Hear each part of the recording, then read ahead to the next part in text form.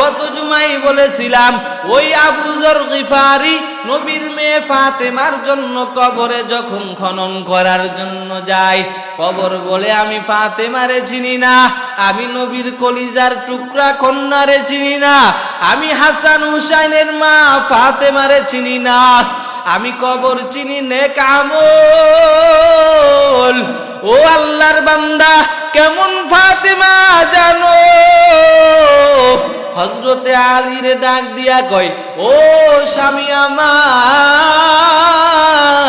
কোনদিন আমাকে পরপুরুষ আমারে দেখে নাই, সর্ব অবস্থায় আমি ঢিলা ঢালা জামা পরেছি, আজকে আমার গায়ে কাফনের কাপড় পরাইবিন, আমাকে রাতের বেলা দাফন করে দেন, কারণ দিনের বেলা যদি দাফন করেন এলাকার মানুষ বলবে নবীর মেয়ে ফাতেমা লম্বা এতটুকু, মোটা ছিল এমন। ও আলী, আমি ফাতেমা জীবনে কোনো পরপুরুষ আমারে দেখতে পারে নাই, ও আমার কলিজার স্বামী আমার, রাতের বেলা আমাকে দাফন করে দাও। এমন একজন দিনদার নারী ছিলেন রে বাবা। ওই নারীর ব্যাপারেও কবর বলল, নেক আমল নিয়ে আসলে আমি কবরের ব্যবহার বড় ভালো, গুনাহ নিয়ে আসলে আমি কবরের ব্যবহার বড় খারাপ। দুই পাশের মাটির চাপ ও বান্দা কেমনে সহ্য করবি? তুই তো আজকে একটা আঙ্গুল কেটে গেলে ওই আঙ্গুলের জ্বালা পোড়া সহ্য করতে পারো না রে বাবা।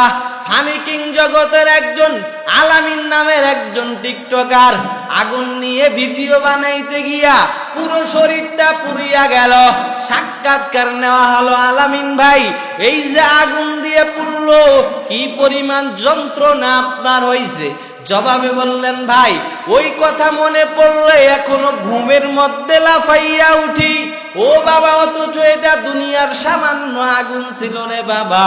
এই আলামিন ভাই বলে, ঘুমের মধ্যেও আমি যখন ওই আগুনের কথা আমার স্মরণ হয়ে যায়, আমি ঘুম থেকে লাফাইয়া পড়ি। তাহলে বুঝেন কি পরিমাণ আগুনের কষ্ট রে বাবা। এজন্য বলবো, এই সবে বরাতের রাতে আমল করেন, ইবাদত করেন, বেশি বেশি আমল করেন। এই রাতে ইবাদত করতে আমরা প্রস্তুত আছি না নাই?